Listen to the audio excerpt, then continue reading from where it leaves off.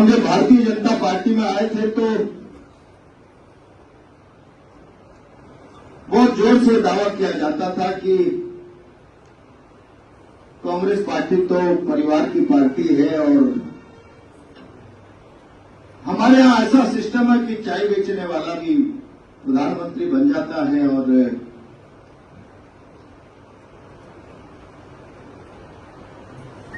व्यक्ति से बड़ा समाज और समाज से बड़ा राष्ट्र। हम तो बने नहीं राष्ट्र साधना के लिए। और मैंने बहुत तेजी से उन बदलावों को देखा है। अब थोड़ी देर बैठ जाओ भाई, बहन जी बैठ जाओ।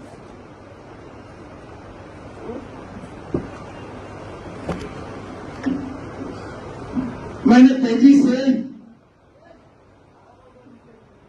उन बदलावों को देखा है कि जब व्यक्ति से बड़ा समाज, दल और समाज से बड़ा राष्ट्र की बात करने वाली पार्टी में सारे संसार में सबसे ज्यादा व्यक्ति पूजा हो रही। व्यक्ति पूजा, राष्ट्र गौण हो गया, सरकारें गौण हो गई, दल गौण हो गया, विचारधारा गौण हो गई और नारे लगने लग गए मोदी है तो मुमकिन है। सारे संसार में इससे बड़ी व्यक्ति की पूजा किसी राजनीतिक दल में मैंने मेरे जीवन में नहीं देखी। मेरे जीवन मैंने सिद्धांतों का क्षय होते हुए 10 सालों में अपनी आंखों के सामने देखा है और सारे मुल्क ने देखा है। ये मुल्क उसका असेसमेंट करना जानता है कि नहीं जानता। और हम जब राजनीति में आए थे, विद्यार्थी राजनीति से भारतीय जनता पार्टी की में, तो हम लोग नारा लगाया करते थे, सड़क पर जब निकलते थे, पार्टी में आंतरिक लोकतंत्र की बातें होती थी और जब सैद्धांतिक चर्चा होती थी, सही को सही और गलत को गलत कहने का पैमाना तय होता था, तो हम लोग नारे लगाते थे। हम लोग नारे लगाते थे कि सच कहना अगर बगावत है तो समझो हम भी बागी। अगर सच की भाषा को कोई बगावत की भाषा समझता है तो समझ लीजिए हम बागी हैं, लेकिन सत्य के साथ समझौता करने वाले नहीं।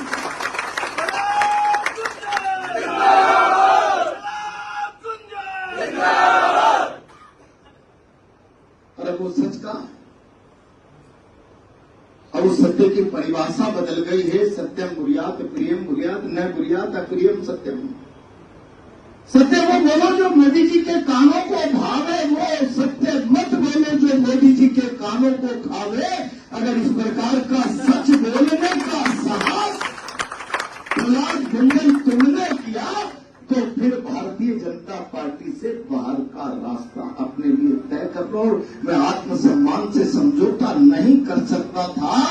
बिना चारित्र के सिद्धांतों की राजनीति करने वाले लोगों के सामने घुटने टेक कर नतमस्तक नहीं हो सकता था। इसलिए मैंने अपना रास्ता तय किया और सारे राजस्थान में दौड़ा।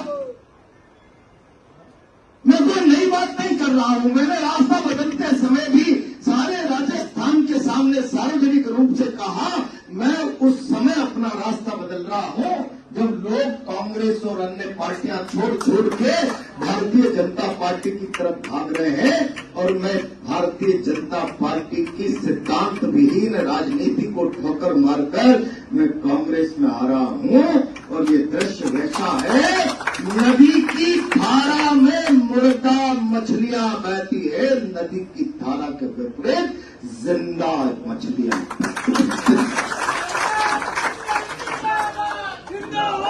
मैं बात इसलिए कह रहा हूं, मेरे सामने इस हॉल में आधे से ज्यादा लोग वो बैठे हुए हैं जो भारतीय जनता पार्टी के समय भी इस हॉल में बैठकर मेरी जिंदाबाद के, भाजपा जिंदाबाद के नारे लगाया करते थे। आज उनके समझ में ये बात होनी चाहिए।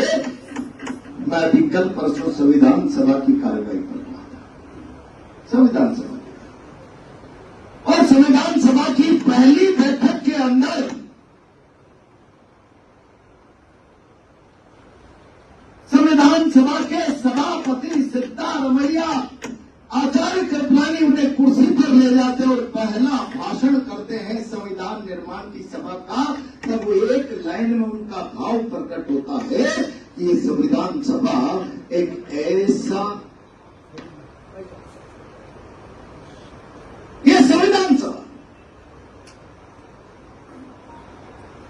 ऐसा संविधान बनाने जा रही है। हमारी इच्छा शक्ति है कि हमारे द्वारा बनाई हुई संविधान की कृति अमर हो जाए, अमर हो जाए। अगर हम सब लोग मिलकर इस देश में ये काम करने में कामयाब हो गए तो मानव कृत पहली कृति होगी जो अमर हो जाएगी। आप भावना को समझने की चेष्टा करिए। हम ऐसा संविधान बनाकर इस मुल्क को देंगे जिसको अमरत्व प्राप्त हो जाए, सारा का सारा राष्ट्र उससे सहज और सुगम तरीके से चले और उस संविधान से भारत के जीवन में सुगमता, सहजता, समानता, विकास के समान अवसर कायम हो। क्या भावना बची आज से? मैं कल भी चर्चा करते समय किसी से कह रहा था, मैंने भी 2-2 बार विधायक की शपथ ली है, पार्लियामेंट में एमपी की शपथ होती है और प्रधानमंत्री की भी शपथ होती है, मंत्रियों की भी शपथ होती है। कई दिनों से कांग्रेस के लोग संविधान बचाओ की बात करते हैं। कई बार देश समझ ही नहीं पाता कि संविधान में क्या हो रहा है, जिसको बचाने की आज आवश्यकता पड़ गई है। मैं बहुत जिम्मेदारी के साथ आज आप लोगों से कहना चाहता हूं, भारत का प्रधानमंत्री और भारत का गृह मंत्री संविधान की शपथ लेते समय कोई गीता को साक्षी मानता है, कोई ईश्वर को साक्षी मानता है, कोई अल्लाह को मानता है, कोई गुरु ग्रंथ साहब को मानता है, कोई बाइबल को साक्षी मानकर शपथ लेता है और शपथ लेता है कि मैं इस मुल्क में बिना किसी धर्म संप्रदाय के भेदभाव के सबके साथ न्याय करूंगा। और तब भारत का प्रधानमंत्री ये शपथ लेने के बाद संविधान की राजनीतिक दृष्टि से सत्ता कैसे प्राप्त करे, ये लाभ ग्रहण करने के लिए भाषा की मर्यादा और शपथ की मर्यादा का वायलेशन कर दे। बटोगे तो कटोगे, एक हो तो सेफ हो। और फिर भारत का गृह मंत्री जिसको लॉ इन्फोर्समेंट एजेंसी का मुखिया कहा जाता है, संविधान ऐसी व्यवस्था करता है कि कोई भारत के संविधान की व्यवस्था को चुनौती देगा तो लॉ इन्फोर्समेंट एजेंसी का मुखिया गृह मंत्री उस कानून की सशक्त पालना शक्ति से, लाठी से, गोली से, हर तरीके से उस पवित्र ग्रंथ की पालना कराएगा। और वो गृह मंत्री जिसके जिम्मे ये काम है वो दिल्ली में भाषण करे, करंट इतना जोर से दबाना बटन की करंट तुम दबाओ, बटन तुम दबाओ, करंट सही भाग में आ जाए। ये भाषा भारत के संविधान के विपरीत भाषा है। ये भारत की परंपराओं के विपरीत, भारत की परंपरा। इस दिशा में आज आप देश को ले जाना चाहते हैं। मैंने कई बार कहा है, मैं तो अभी गांव पे गया था नमाज के समय, तब कुछ अखबार के लोगों ने कहा, मैंने कहा मुझे बताइए क्या मोदी जी मुझसे बड़े कट्टर हिंदू हो सकते हैं? हो सकते हैं, लेकिन हिंदुत्व का मतलब विवेकानंद जी को पढ़िए, जिनका तुम व्यापार करते हो, जिनके चरित्र आदर्श का बाजार में व्यापार करके तुम राजनीति में कुछ ब्याज बट्टा हासिल करना चाहते हो, उनके शिकागो के भाषण को पढ़ लो, फिर प्रहलाद दुंजन से बात कर लो। भारत का जीवन किस प्रकार की समरसता का, गंगा यमुना तहजीब की परंपरा का भारत का जीवन है, उस जीवन को किस दिशा में तुम ले जाने की चेष्टा कर लो। और मैंने कहा था, अगर प्रधानमंत्री और गृह मंत्री की भाषा वोटों के लिए इस प्रकार की बन गई तो कहो एक बार, अब्राहम लिंकन ने कहा है कि दुनिया का कोई सा भी नथा 24 घंटे में उतर सकता है, लेकिन कोई चालाकी से धर्म का नशा चढ़ा दे तो पीढ़ियों तक चढ़ा रहता है। लेकिन वो नशा कहीं उस मुल्क के हितानुकूल होगा कि नहीं होगा, इस बात की कोई गारंटी नहीं है। और इसलिए मैं कहता हूं, मोदी जी इस मुल्क के बुद्धिजीवी तबके के सामने जरा एक बार ये कहिए, कटोगे तो बटोगे, ये भाषा बोलोगे एक हो तो सेफ हो, और भाषा बोलोगे बटन यहाँ दबाना, करंट साइन भाग में आ जाए, हिंदू बटन दबाए और मुसलमान को झटका लग जाए। तेरा एक बार गई है, हमने पहली चौथी क्लास से पढ़ा था, विविधता में एकता, अनेकता में एकता, भारत की विशेषता। जरा कहिए भारत के प्रधानमंत्री जी, वर्षों तक सदियों तक जिस मुल्क ने जिस तहजीब को, जिस परंपरा को शिक्षा के रूप में धारण किया है, मोदी शाह नहीं मानता इस भारत की अनेकता की विशेषता। भारत में एकता, अनेकता में एकता, भारत की विशेषता नहीं मानता मोदी शाह। कहने का साहस करिए। दुनिया में इस मुल्क की गंगा जमनी तहजीब के जितने गुणगान किए जाए परंपराओं के, उतने कम पड़ जाते हैं। जरा दिखाओ हिम्मत इस राष्ट्र के सामने खड़े होकर ये कहने का, मैं भारत की गंगा जमनी तहजीब की परंपराओं को नहीं मानता। कहां जा रहा है भारत? संविधान चौपट हो रहा है। और मैं तो यहां बैठे हुए भारतीय जनता पार्टी के कार्यकर्ता जानते होंगे, मैं भारतीय जनता पार्टी में रहते हुए भी मोदी जी की सिद्धांतों, रीति नीतियों का आलोचक रहा हूं। जरा हाथ खड़ा करो, कितने लोगों को पता है? पता है क्यों? इतनी सुंदर किताब जिसके लिए बनाते समय सिद्धार्थ मैया ने कहा, हम एक ऐसी कृति का निर्माण करना चाहते हैं जिसको भारत राष्ट्र में अमृत प्राप्त हो जाए, और ईश्वर करे हम ऐसा करने में कामयाब हो गए तो मानव द्वारा निर्मित ये पहली कृति होगी जो अमर होगी। इस संसार में भगवान की बनाई चीजें ही अमर होती है, इंसानों की बनाई चीजें अमर नहीं होती। हमारा प्रयास इस पवित्र भावना के साथ संविधान बना हो जिसमें बहुदलीय, दो दलीय व्यवस्था प्रजातंत्र के स्थायी पिल्लरों के रूप में कायम की गई हो, और 2014 की शपथ लेते ही पहला नारा दिया, कांग्रेस मुक्त भारत, कांग्रेस मुक्त भारत।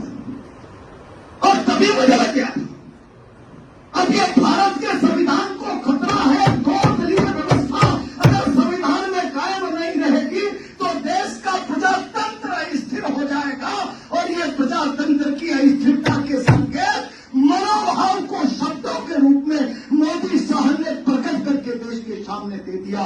और बढ़ते बढ़ते बढ़ते एनी हाउ हुकन को कुछ भी करो, सत्ता अर्जित की जानी चाहिए। लोकसभा के बाद विधानसभा में 80 लाख मतदाता महाराष्ट्र में जुड़ा दो, जरा देश को कुचल दो। हरियाणा क्या चाहता है, क्या सोचता है, मीडिया क्या कह रहा है, सर्वेक्षण क्या कह रहे हैं, कोई मायना नहीं रखता। सत्ता चाहिए, सत्ता। आप लोगों को नहीं लगता कि ऐसा लगता है जैसे देश एक दलीय व्यवस्था की तरफ आगे बढ़ रहा है? और एक दलीय व्यवस्था देश में अगर कायम हो गई तो कोई गारंटी दे सकता है कि देश तानाशाही के रास्ते पर नहीं जाएगा? कोई मुझे इस बात की गारंटी दे सकता है? और इसीलिए चिंतित है कांग्रेस। ये जो सांप्रदायिक बातें आज देश में पैदा की जा रही है, जरा किताबें पढ़ा करो। भारत की नौजवान पीढ़ी का किताबों के साथ साक्षात खत्म हो गया। जब कांग्रेस के लोगों ने महात्मा गांधी के पहले भी, जवाहरलाल नेहरू के पहले भी इस मुल्क की आजादी के लिए राष्ट्रीय विचार को लोगों के चहन में फूंका था, और वो राष्ट्रीय विचार, राष्ट्रीय आंदोलन की पृष्ठभूमि तैयार बनकर आजादी का रास्ता बन गया था, तब अंग्रेज ने दुनिया की अपनी सबसे ताकतवर सत्ता के सामने उस राष्ट्रीय विचार और राष्ट्रीय आंदोलन को खतरा महसूस करके इस मुल्क को बांटने के लिए केवल हिंदू मुस्लिम के झगड़े नहीं कराए, सांप्रदायिक आधार पर सामाजिक संगठनों की आधारशिला नहीं रखी, बल्कि हिंदी पंजाबी भाषा का भी विवाद किया। पंजाब भारत की भुजा है, हिंदी आत्मा है, इनमें भी झगड़ा करा दो आत्मा और भुजा का। इतना ही नहीं किया, उत्तर दक्षिण का भी झगड़ा करने का प्रयास किया विचारधारा के आधार पर। मैं जिम्मेदारी से कह रहा हूं, जो बीज भारत में अपनी सत्ता को रोके रखने के लिए अंग्रेजों ने बोने का प्रयास किया, क्या उन्हीं बीजों को आज मोदी साहब भारत में बोने का प्रयास नहीं कर रहे?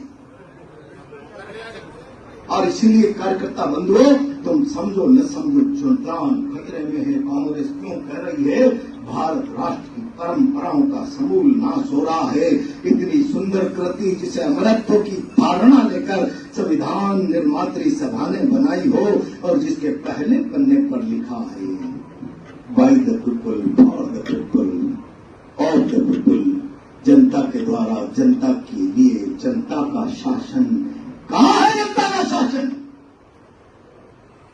आप प्रहलाद गुंजर जिंदाबाद का नारा लगाओ, शाम को तुम्हारे धंधे पर यूआईटी आ जाएगी, इनकम टैक्स आ जाएगा, कोई डीएसओ आ जाएगा, कोई जीएसटी आ जाएगी, कोई पुलिस आ जाएगी, तुम्हारे व्यवसायिक हितों को कत्ल करने का प्रयास किया जाएगा। और मैंने जयप्रकाश नारायण के उन शब्दों को पढ़ा है, लोकतंत्र में सरकारें सुरक्षा की गारंटी होती है, भय का कारण नहीं होता। जब सरकारें भय का कारण बनने लगे तो फिर लोहिया ने कहा सड़कें सूनी रहती है तो संसद आवारा होती है।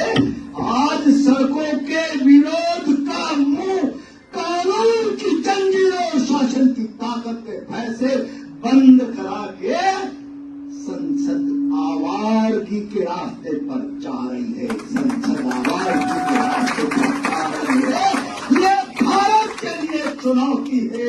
इस चुनौती को भारत को समझना होगा और भारत ने और भारत के नौजवान ने नहीं समझा।